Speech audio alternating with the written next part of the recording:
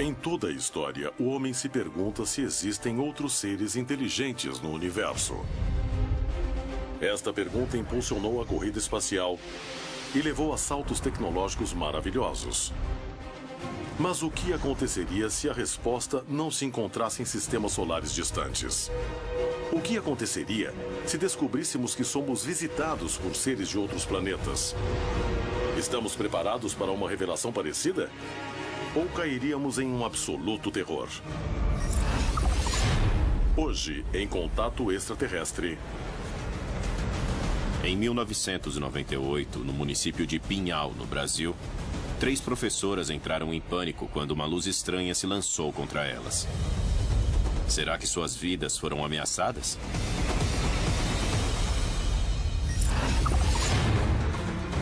Em 1976, em Morelia, no México, um avião desapareceu e foi detectado horas mais tarde em Acapulco.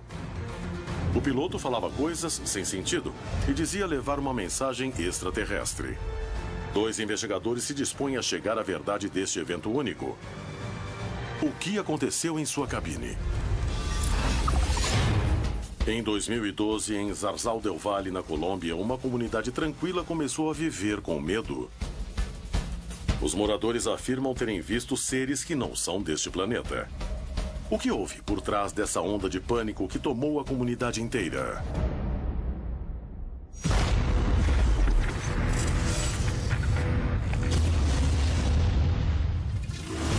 Contato Extraterrestre. Hoje apresentamos OVNIs e histeria. Não sei se já perdi. Cadê? Ah, tá vendo ali? Ali. A maior parte da humanidade não está preparada para um contato, porque não acredita e tem muito medo de que isso pode acontecer. Quando as pessoas souberem que a máquina tem mais poder bélico do que a maior potência do mundo, elas vão se sentir desprotegidas. Eu acredito que as pessoas querem saber o que está acontecendo, mas o problema é o poder político ou militar que não quer assumir um problema para o qual ele não tem solução, porque ele não sabe o que está enfrentando. Se os governos não admitem a existência dos OVNIs, eles têm duas vertentes. Ou eles querem para si essa tecnologia como forma de sobrepujar seus vizinhos, ou não querem se expor ao ridículo. Além das especulações, o certo é que muitos veem riscos verdadeiros em eventos que já estão ocorrendo. Certamente o fenômeno OVNI é perigoso para o ser humano. Nós não sabemos que tipo de energia são usados na locomoção dessas naves. E essas energias podem nos afetar, causar danos. Como que uma população pode se sentir segura com um governo que não consegue tomar conta do seu espaço aéreo? Como que uma população pode se sentir segura se as autoridades não conseguem impedir que os campos de plantação sejam tomados, sejam feitos desenhos nessas plantações, os animais sejam mutilados, as pessoas sejam abduzidas? Estes fenômenos não são controlados e estão totalmente fora da possibilidade de controle por qualquer meio. Os especialistas acreditam que a presença de seres de outros planetas revelaria uma superioridade tecnológica que nos colocaria em perigo. A impossibilidade de nos defender causaria pânico na população. No continente se escondem muitas histórias de testemunhas que viveram situações de terror absoluto. O que há por trás desses relatos? Conhecê-los é a chave para compreender o que se esconde por trás do fenômeno OVNI.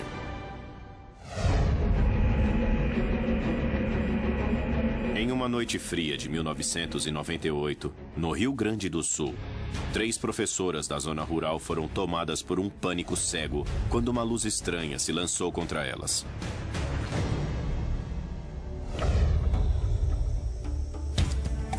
Inês, Verônica e Ivani trabalhavam juntas e voltavam para casa no mesmo automóvel, a única que as encheria de terror. O fato que aconteceu conosco em 1998, mais ou menos no mês de julho, não lembro hoje bem a data, e foi um fato bem interessante. Nós éramos professoras numa escola e nós íamos trabalhar à noite, eu, a professora Verônica e a professora Ivani. E nós voltávamos do colégio sempre em torno de 22 horas. Toda noite a gente fazia um trajeto, que é uma estrada de 5 quilômetros que chega até Rodeio Bonito. E nesse dia eu estava dirigindo, né? Cada dia, às vezes, ia uma prof, às vezes ia outra. Nesse dia eu estava dirigindo, tinha um Chevette. As três avançavam pela estrada sem prestar muita atenção ao redor, já que era um caminho que faziam várias vezes por semana. Eu vinha normalmente conversando, né? Normalmente de alunos, né? De aula, né? Que era a nossa atividade. Após rodar alguns minutos, quando já se encontravam no meio do nada, o automóvel começou a falhar de repente.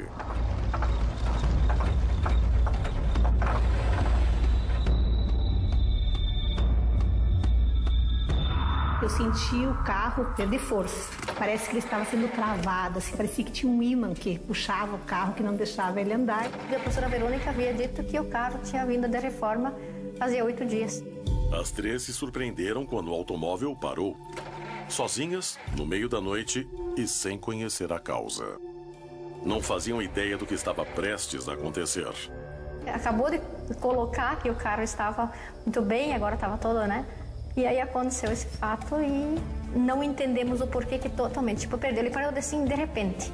Aí ele apagou, é uma estrada de interior. Eu, que não entendia de nada de carro, não era motorista na época, permaneci dentro do carro e a Inês e a Verônica desceram para ver o que estava acontecendo, né?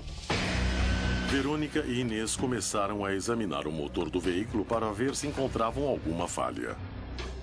Não tinha nada de problema, não foi falta de gasolina, não foi falta de nada. Ele simplesmente parou, né?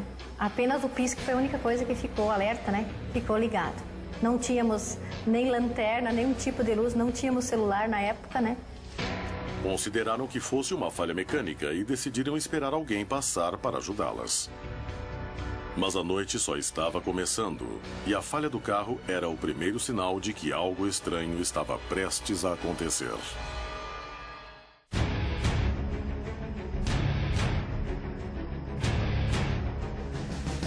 E aí eu comecei a observar o desenvolvimento do que estava acontecendo, né?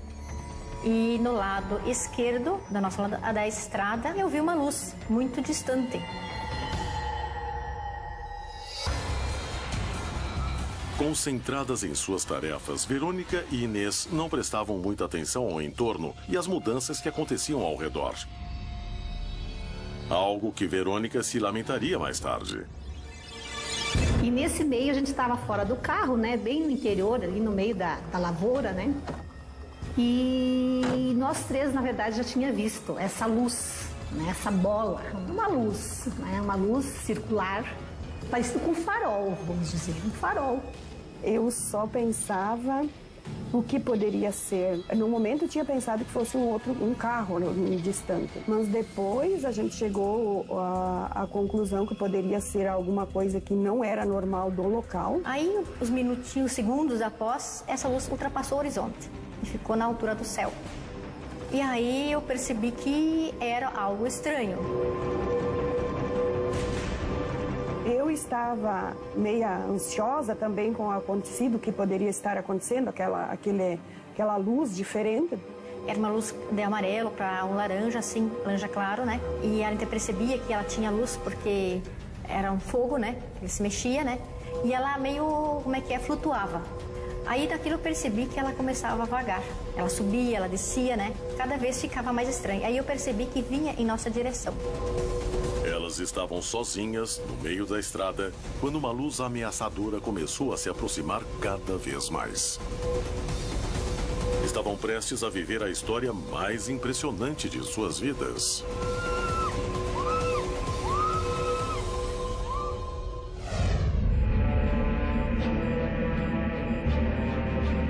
Na manhã de 21 de junho de 1976, um piloto iniciante decolou em Morelia e desapareceu dos radares. Quase 40 anos depois, 2 pesquisadores experientes vão em busca da verdade. O mente aconteceu em uma das histórias mais fascinantes do México e do mundo. Quando todos achavam que o avião estava perdido, ele fez um pouso de emergência em Acapulco, utilizando rotas aéreas que não conhecia e nem sabia voar. Em comunicação com a torre de controle, passou uma mensagem dizendo que suas cordas vocais estavam sendo controladas por seres de outro planeta.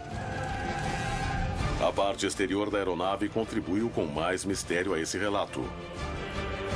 Seria um caso em que a mente pregou uma peça no homem? Ou realmente teve um contato de 4º grau? Acho que temos que dar continuidade ao caso de Pacheco Pérez. Sim. Poderíamos fazer uma investigação para saber se o avião ainda existe. E a gravação está aqui. Vamos escutar. Ouvir.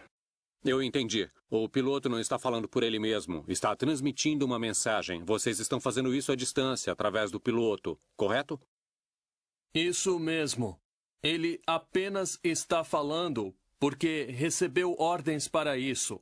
Esta é a voz dele. Ele está falando, mas não faz por vontade própria. Nós o estamos utilizando como se fosse um microfone. Seus equipamentos são muito primitivos. Esta é a única maneira de transmitir a mensagem. E não é possível identificar a raça? Nós somos fisicamente iguais a vocês. E volto a repetir que todas as raças do universo são fisicamente iguais, a não ser por algumas exceções, quando existem algumas mutações extraordinárias, mas isso é muito, muito raro. O controlador disse que também falaram em alemão e inglês para ver se o piloto não estava fazendo alguma brincadeira. Podíamos nos concentrar em buscar esses 3 primeiros dados. 1, ver se o avião existe. 2, os controladores. E 3, vamos entrevistar algum médico para que nos indique os possíveis problemas que um piloto poderia sofrer, não pelo excesso de altura. A famosa hipóxia. É, exatamente, que podia ter delirado em algum momento. Vamos procurar o avião perdido. A gravação revelou que uma comunicação muito estranha foi feita entre o aviador e a torre de controle. E os relatos afirmam que utilizou idiomas que desconhecia. Se os investigadores conseguirem confirmar esses dados, poderão fazer um avanço enorme no caso. Mas para isso terão que encontrar o controlador aéreo que falou com o piloto, que até hoje nunca falou do caso publicamente. Guzmán e Salazar poderão alcançar este objetivo? Os pesquisadores vão até a Escola de Aviação Vitar, em Cuernavaca, onde buscam conseguir dados precisos sobre voo. Estamos fazendo algumas pesquisas a respeito do caso de Rafael Pacheco Pérez. Eu vou mostrar o avião que está em condições perfeitas. Este é o Cessna. Um Cessna 150. Capitão Vitar, o senhor tem um avião histórico desse acontecimento único no mundo. É isso mesmo, está em perfeitas condições. E o registro é o mesmo? Sim, o mesmo. Carlos Extra Bravo Sul Oscar Extra. É o avião que o piloto Rafael Pacheco Pérez conduzia naquela manhã. Capitão, do seu ponto de vista, o que acha que aconteceu? Na verdade, eu não posso garantir nada, mas eu sei que o tempo estava muito ruim para o avião chegar. E mesmo assim, chegou. E mais ainda porque era um aluno, não? Exatamente. Tinha poucas horas de voo. Ele tinha saído da cidade do México com pouca gasolina porque não ia voar tanto tempo. Mesmo assim, chegou em Acapulco com bastante combustível. Isso nos faz pensar que, na verdade, algo ou alguém levou esse avião ao porto de Acapulco nesse período. É uma suposição. O senhor teve a oportunidade de inspecionar o avião depois? O avião, sim, mas não tinha absolutamente nada. Nada de errado com ele. A conversa com Vitar traz novas certezas. Era impossível a nave voar até Acapulco com o combustível que possuía. O tempo estava ruim nesse dia, o que aumentava as dificuldades para um piloto inexperiente. A aeronave não apresentou nenhuma falha técnica. Pacheco Pérez pode ter aterrissado o avião no meio da viagem para abastecer? Mesmo se fizesse isso, como fez para chegar em Acapulco? Salazar entrevista um médico psiquiatra especialista em aviação para determinar se pode ter sido um problema mental. E também Carlos de Crete, o controlador aéreo que falou com Rafael Pacheco Pérez, resolveu falar publicamente pela primeira vez. Os pesquisadores estão dispostos a chegar até as últimas consequências para descobrir a verdade sobre o caso Pacheco Pérez. No município de Pinhal, no Brasil, 3 professoras aguardam ajuda em uma estrada deserta quando uma luz começa a se aproximar de forma ameaçadora. Na região de Morelia, um avião desaparece e o piloto fica fora de si, dizendo coisas sem sentido. 2 pesquisadores se dispõem a chegar à verdade e tentam conseguir o testemunho exclusivo do controlador aéreo que falou com o piloto. Em Zarzal del Valle, na Colômbia, uma comunidade tranquila começa a viver com medo. Os moradores afirmam ver seres que não são deste planeta.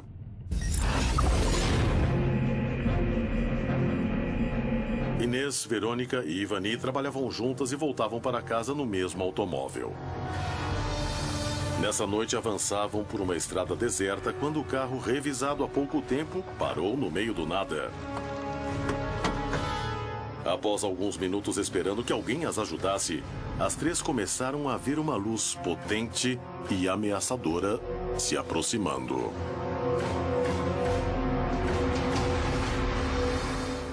O tamanho dessa luz foi aumentando. E se aproximava nesse movimento serpentino, não um movimento reto. Mas ela estava lá no horizonte. Do tamanho, assim como a gente consegue visualizar o Sol. Só que os raios eram tão fortes que a gente não conseguia olhar fixo nessa bola. Por isso que isso também é uma coisa que chamou a atenção nossa, né? É uma luz muito intensa. A luz se aproximava cada vez mais. E enquanto isso, fazia movimentos estranhos. Deu a impressão que, como nós tínhamos esse alerta ligado, dava a impressão que ele vinha em nossa direção em função da luz, que era a única coisa que estava ligada naquele momento, né? Eu senti medo, porque era algo desconhecido que eu não tinha visto, era algo misterioso e eu não conseguia definir. Daí, naquele momento, eu fiquei assustada, porque aquela luz, ela desceu até o riacho, ela formou um leque e naquele momento juntou-se de novo e veio na nossa direção em forma de uma bola de fogo.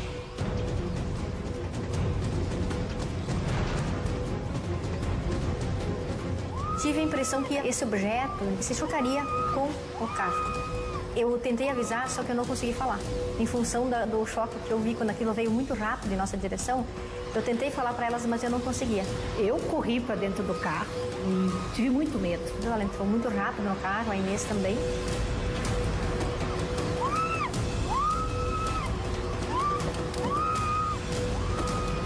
A gente fechou todos os vidros, daí isso embaciou os vidros do carro, né? E naquele momento nós nos apavoramos. A professora Verônica entrou em pânico, que era a motorista do carro. A Verônica muito nervosa, né? Não sabia o que fazer. Até eu peguei na mão dela, segurei a mão dela, ela estava muito gelada, né? A luz se aproximava cada vez mais depressa delas. Nessa velocidade, faltava pouco para alcançá-las. Ela agarrou-se ao volante do carro, né? E ela debruçou-se sobre o volante e chorava muito naquele momento. Eu relaxei para baixo do banco e não olhei mais, sabe? Não quis mais saber. Verônica resolveu ignorar o que acontecia fora do carro. Mas o estranho objeto se aproximava cada vez mais perigosamente delas. Essa luz chegou mais ou menos de 5 a 10 metros perto da cerca onde nós estávamos. Ela chegou a iluminar dentro, né? Mas como o carro estava muito embaçado, o vidro, né? A gente não conseguia visualizar dentro do carro, mas chegou a iluminar, sim. E naquele momento, eu só dizia para a professora Verônica, desliga os alertas do carro. Inês e Ivani acreditavam que o objeto se aproximava por causa do pisca-alerta do carro, que continuava aceso. E pediam para que Verônica reagisse para desligar antes que fosse tarde demais. Os gritos a fizeram reagir, mas só conseguiram ver algo ainda mais estranho. E aí, como foi desligado o alerta e ficamos totalmente no escuro, Aí aquela luz estacionou um pouco no ar, como se estivesse tomando uma decisão, sei lá, o rumo que tomaria. E aí ela seguiu paralelamente à cerca, nesse potreiro, né? E aí ela foi subindo e sumiu. Quando a luz se foi, nós três ficamos dentro do carro, não saímos mais do carro. Foi um período longo para nós, a gente sentiu assim um período de angústia, de medo, por estarmos sozinhas, né? Numa estrada praticamente deserta, então a gente ficou bastante preocupadas, né? Com o que poderia acontecer. E também a incerteza se aquilo realmente tinha ido embora ou voltaria. Foi infinito o tempo. Foi, não vou saber te precisar, mas foi assim, foi até vir o socorro. Depois que a luz desapareceu, a ajuda mecânica chegou. Elas ainda estavam alteradas por causa da experiência. Os mecânicos examinaram o automóvel e não encontraram nenhuma falha. De forma estranha, tudo tinha voltado ao normal. Não encontrou nada no carro, o carro funcionou normal daí, né? E daí o mecânico até nos acompanhou até aqui a cidade. Será que a falha do automóvel teve relação com a luz que apareceu no céu? Se não foi isso, por que depois que se afastou puderam seguir sem problemas? Eu penso que essa bola de fogo é algo muito estranho. Eu não vou pensar, porque, como eu te disse, a gente não chegou a ver nada, né, que fosse um disco voador, uma coisa assim, né? Apenas uma bola de fogo. Penso que era uma bola de fogo estranha. A experiência das 3 professoras é cheia de mistérios. Foram fatos sem relação? Ou algo mais aconteceu esta noite? Se foi um fenômeno natural, qual foi a relação com a falha do automóvel? Por que a luz sumiu quando desligaram o pisca-alerta? A existência de OVNIs é algo admitido pela ciência e muitos acreditam que os governos ocultam informações sobre a verdadeira origem desses fenômenos. Por que os relatórios oficiais não são divulgados? O homem está pronto para lidar com a hipótese de que os OVNIs tenham uma origem alienígena? A sociedade implora aos berros que desçam imediatamente, que se apresentem e nos digam de onde vêm e qual é a mensagem que nos trazem. Mas, por outro lado, também temos aquelas hipóteses que são tratadas dentro do âmbito da exopolítica, que é de que maneira vamos nos relacionar, os seres humanos, politicamente, com os extraterrestres. Acho que se os alienígenas se revelarem, nós não teremos apenas medo e pânico. Quando nos dermos conta de que não estamos sozinhos, todas as religiões elas seriam afetadas. As religiões não estão preparadas para aceitar que a raça humana não é a única inteligência no universo. Muitos especialistas acreditam que as religiões confundiram as divindades com seres de outro planeta. Eu acredito que não é nenhuma ameaça. Inclusive, há muitas pessoas na igreja, na história, e não só agora, que acreditam na existência de seres vivos em outros planetas. E que alguns até acreditam que tenham visitado a Terra. Mas isso não cria nenhum problema para a fé da Igreja Católica. Nós não lemos na Bíblia que existem milhões de civilizações por aí afora. O que nós lemos é que nós somos a única raça criada à imagem de Deus. E quando se derem conta de que a religião e seus ensinamentos estão errados, isso vai criar problema para muita gente. Muitos especialistas acreditam que as religiões poderiam ser interpretadas pela evidência do fenômeno OVNI. Isso poderia significar a queda de todo um sistema de crenças.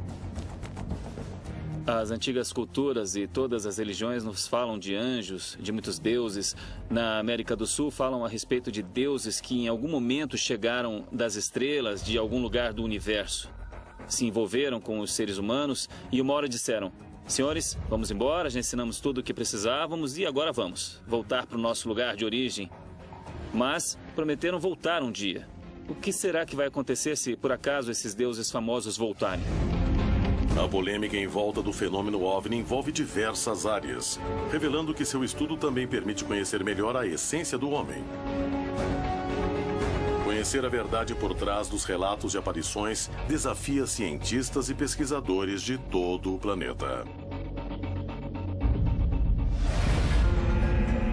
Em 21 de junho de 1976, Rafael Pacheco Pérez fazia um treino aéreo sobre Morelia, quando desapareceu.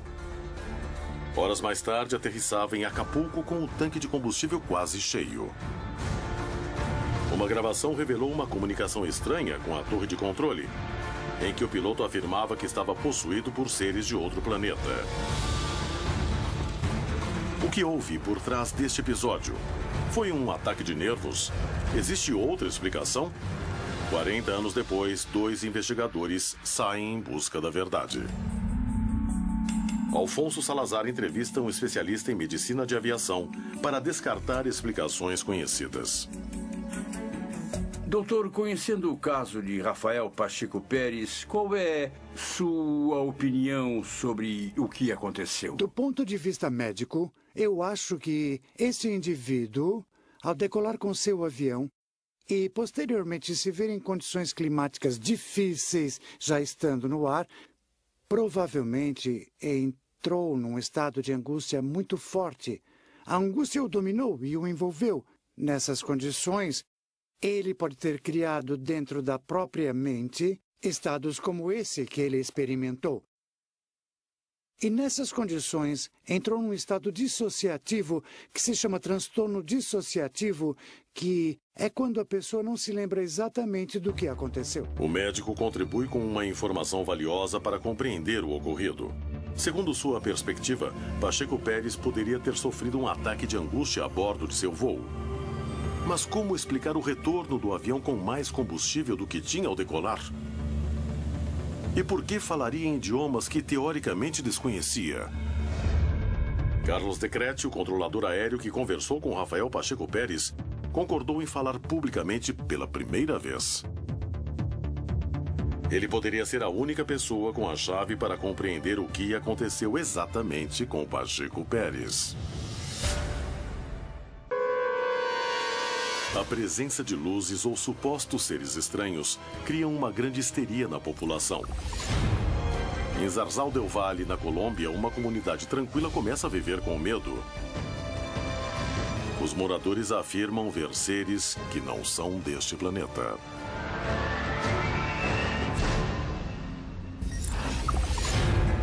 Carlos Guzmán e Alfonso Salazar investigam o caso do piloto Pacheco Pérez, que voava sobre Morelia e apareceu horas depois do outro lado das montanhas, em Acapulco. Já comprovaram que o piloto não tinha experiência para realizar o voo e que o avião não tinha combustível suficiente para completar o trajeto. Eles estão dispostos a chegar até as últimas consequências para descobrir a verdade sobre um dos casos mais surpreendentes do México. Carlos Guzmán chega a Metepec, onde o espera o controlador aéreo Carlos Decrete, que pela primeira vez falará sobre o que aconteceu neste dia. Ele pode ser a única pessoa com a chave para compreender o que aconteceu exatamente com Pacheco Pérez. Como foi que o senhor recebeu a chamada de socorro deste jovem? Eu estava em meu turno de trabalho normal na torre de controle de Acapulco. E entrou a chamada na frequência da torre de controle. Mandei prosseguir e dizer a posição. Ele disse: o piloto está voando em um estado hipnótico. Nós estamos utilizando suas cordas vocais para falar com vocês. Era uma voz completamente metálica, em uma linguagem normal, mas com um tipo de voz disfarçada, mas metálica. Ele me disse: somos extraterrestres. E eu respondi: como é que vocês conseguem falar na minha língua assim? Ele me disse: nós podemos falar no idioma deste mundo ou de qualquer mundo. Daí falei em alemão e ele me respondeu no inglês perfeito. Em pouco tempo já estavam comigo na torre o inspetor de aviação civil e o próprio comandante do aeroporto, assustadíssimos. E daí a comunicação foi cortada e se restabeleceu quase de imediato, já com a voz do piloto, que começou a gritar: sou 82, sou o aluno 82 da Escola do México. E disse: estou vendo o meu relógio, são 11h30 da manhã. Eu decolei às 8h15 da cidade do México. Passaram-se 2 ou 3 horas e estou vendo que estou voando sobre o mar. Não sei onde estou nem como cheguei aqui. Me dê instruções para pousar. E pedi para me dizer a posição dele, porque não via, não sabia onde estava, não havia radar, e me disse: Olha, eu estou quase entrando em terra firme. O que vê? Já vejo a sua pista. E falei então: vou bloquear o aeroporto. Ninguém sai nem entra para que você possa fazer um pouso de emergência. O piloto finalmente aterrissou bem. E é claro que assim que pousou, muita gente foi até lá. E foram até o avião e olharam, tiraram fotos, fizeram anotações e viram que Pacheco Pérez não estava bêbado, não estava drogado, estava fisicamente bem, apenas muito nervoso. E houve outro fato realmente importante e espantoso. Um mecânico da Aeroméxico veio, mandaram chamá-lo para que, como especialista nisso, como mecânico, verificasse o combustível do avião. E daí perceberam que o avião não tinha gastado o combustível. O avião voou umas 3 horas com um piloto que não sabia navegar, com um avião que, em teoria, não tinha autonomia para chegar em Acapulco, muito menos não tinha os instrumentos adequados. Sem radar, sem transponder. Nada disso. Mas o mais espantoso foi que não gastou combustível. Quando falaram com o piloto, eu pedi para alguém perguntar alguma coisa a ele em inglês e ele disse: desculpa, mas eu não falo nada de inglês. Só falo o nosso idioma. Em seu depoimento, disse que, quando tentou usar o rádio, não tinha comunicação. Tentou virar para um lado e outro, e o avião não foi para cima, para baixo e nem para os lados. Ele se assustou. E até onde se lembrava, o avião começou a voar para cima, para trás e para cima, como se estivesse sendo levado. Foi puxado? Foi puxado de alguma forma. Lembrava até aí, então perdeu a consciência e acordou 3 horas depois em Acapulco enquanto falava comigo. Aconteceu algo fora do normal, completamente paranormal. E continuo acreditando que existem coisas estranhas no cosmos, no universo. Muito obrigado. Salazar e Guzmán conseguiram provar que a conversa com a torre de controle realmente existiu. Que o piloto voava em um estado de confusão. Que a medicina acredita que isso poderia ter causado um ataque de angústia. No entanto, essa hipótese não consegue explicar como chegou ao destino se o combustível não era suficiente. Além do mais, Pacheco Pérez não era capacitado para isso. Por outro lado, como explicar que o piloto compreendeu e falou idiomas que não conhecia? Será que Pacheco Pérez ficou sob a influência de seres de outro planeta? Há centenas de casos no continente em que o medo toma conta de vilarejos inteiros quando surgem objetos ou seres que não parecem desse mundo.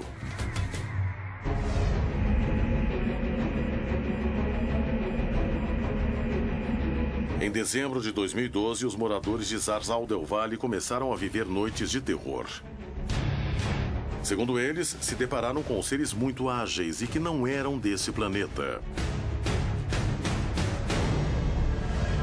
Luiz e Rafael Perea são 2 irmãos que já tinham ouvido boatos sobre os seres estranhos que apareciam à noite. Mas nenhum deles achava que iria caçar a criatura. No dia 27 de dezembro, eu estava na minha casa, que fica bem perto daqui, quando meu irmão me falou: olha, eu estou ouvindo uns barulhos estranhos em casa. E daí eu falei para ele: eu vou dar uma passada aí à noite para ver o que é. Rafael resolveu investigar o que era esse barulho e se tinha alguma relação com os boatos que tinha escutado. Ingenuamente, ele foi até a casa pensando que se tratava de algum mal-entendido. Enquanto Rafael caminhava fora da casa, do lado de dentro, seu irmão Luiz seria o primeiro a encontrar algo incrível. Eu estava dentro de casa quando ouvi o cachorro latir. Então eu fui e abri a janela. Os latidos dos cachorros fizeram Rafael pensar que estava acontecendo alguma coisa.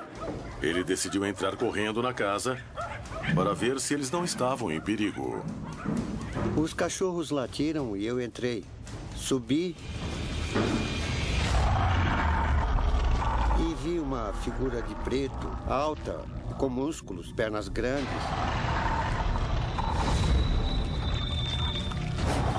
Eu fiquei olhando por um tempo, assim, uns 5 minutos. E acendeu uma luz vermelha que ficou piscando. Ela ficou lá um tempo e depois se apagou. Rafael via a cena sem acreditar. Seu irmão Luiz parecia em transe. Ele não mediu as consequências e tentou chamar a atenção da criatura estranha. Quando o bicho viu o Rafael, ele saiu correndo e o Rafael foi atrás dele. Acho que nunca vamos saber. Rafael começou a perseguir o ser o mais rápido que podia. Mas seus esforços não adiantavam. A criatura se movia de maneira ágil e veloz, o que causou mais surpresa e a suspeita de que enfrentava algo que não parecia deste planeta. Quando eu pensei que estava perto, o bicho fez e saiu em alta velocidade. Eu perdi. Fiquei pensando no que era aquilo, mas não era um ser desse planeta. Parecia até o vento. Não sei se flutuava ou... não sei. A criatura correu tão depressa que desapareceu de sua vista. Ou foi isso que acreditou. Então eu fiquei intrigado. Daí eu voltei para casa e sentei no quintal. E os cachorros do vizinho... Será que estava lá?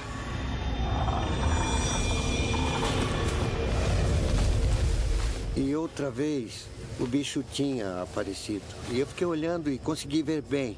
Rafael olhava a criatura com espanto e percebia que o que acontecia não era normal. Em 54 anos, sempre andando por aqui à noite, nunca tinha visto nada como aquilo. O que era aquilo? Me senti uma coisa ruim, porque ele se armou, fazia um barulho, ficava assim como se quisesse brigar. Rafael não ficou assustado. Estava disposto a arriscar tudo, inclusive a vida, para descobrir o que era este ser e o que se escondia por trás de sua estranha figura. Eu fiquei, ele foi se afastando e entrou no meio do pomar de goiaba. Eu não fui atrás porque senti medo, porque estava muito escuro, não dava para ver e mas ele foi embora por cima da colina. Rafael não entendeu o que tinha se aproximado deles. Quando pensou que a calma havia voltado ao vilarejo, os seres estranhos voltaram. E tempos depois, os irmãos Ramiro e Nelly Varela também entrariam para a lista de testemunhas que tinham visto o mesmo. Passou um homem forte de aproximadamente 1,80, 1,90 de altura. Ramiro Varela viu passar uma figura estranha, que chamou sua atenção. Totalmente preto. Era o corpo todo, não sabia se era a pele, mas era totalmente preto, um preto brilhante. Isso chamou minha atenção e eu fui atrás dele. E eu não alcancei. Daí eu voltei ao engenho de cana e estávamos trabalhando.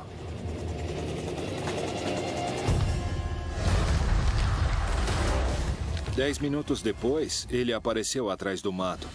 Nunca tínhamos visto um caso assim. Nem uma criatura como essa, tão estranha. Nem Nelly, nem Ramiro faziam ideia do que estavam prestes a testemunhar.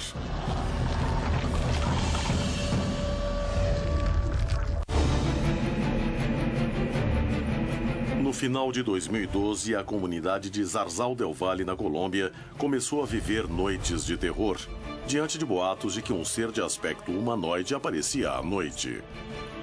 Ramiro e Nelly trabalhavam em um engenho de cana-de-açúcar quando o ser apareceu e começou a observá-los. Eu estava lavando roupa quando o meu irmão me disse: Nelly, tem um homem estranho andando por aqui. Fala para a senhora da casa emprestar a espingarda. Eu fiquei muito assustada. Afinal, uma espingarda para quê? Ramiro acreditava que eram pessoas com roupas estranhas, que estavam lá para ameaçar um dos empregados do engenho. Quando ele falou espingarda, fiquei com medo, porque pensei que fosse haver uma desgraça. Em nenhum momento eu pensei em seres estranhos. Então eu dei a espingarda para ele.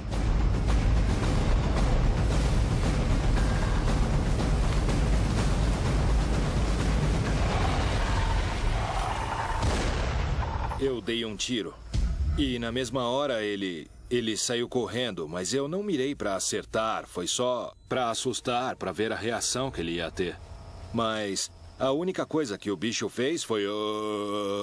como se quisesse me pegar. O ser continuou correndo pelo lugar, se projetando muitos metros a cada salto. E quando me dei conta de que aquilo que acontecia era uma coisa fora do normal, claro que eu senti medo também. O ser se aproximava cada vez mais e todos que estavam presentes notavam que o que viam não parecia uma criatura deste planeta, o que aumentava o temor. Na hora de correr, de saltar, fazia com uma agilidade impressionante.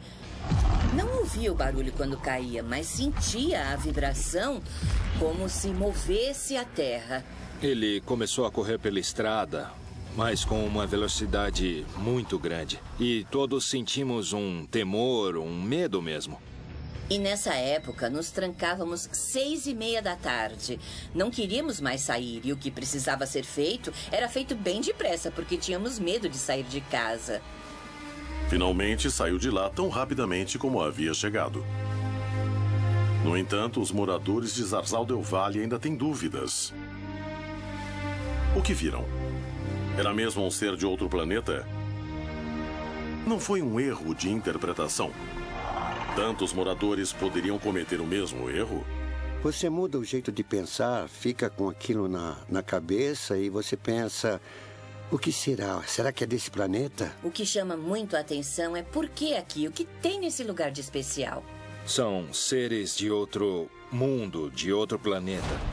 Os acontecimentos de Zarzal del Valle mostram que o desejo por conhecer o que se esconde por trás dos incidentes com OVNIs permanece intacto. Mas estamos prontos para conhecer a verdade? O que aconteceria se descobríssemos que por trás deles se esconde a presença de seres de outros planetas? Entraríamos em pânico e histeria?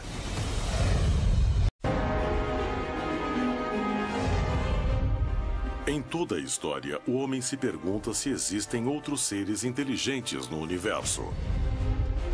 Esta pergunta impulsionou a corrida espacial e levou a saltos tecnológicos maravilhosos. Mas o que aconteceria se a resposta não se encontrasse em sistemas solares distantes? O que aconteceria se descobríssemos que somos visitados por seres de outros planetas? Estamos preparados para uma revelação parecida? Ou cairíamos em um absoluto terror? Hoje, em Contato Extraterrestre. Em 1998, no município de Pinhal, no Brasil, 3 professoras entraram em pânico quando uma luz estranha se lançou contra elas. Será que suas vidas foram ameaçadas?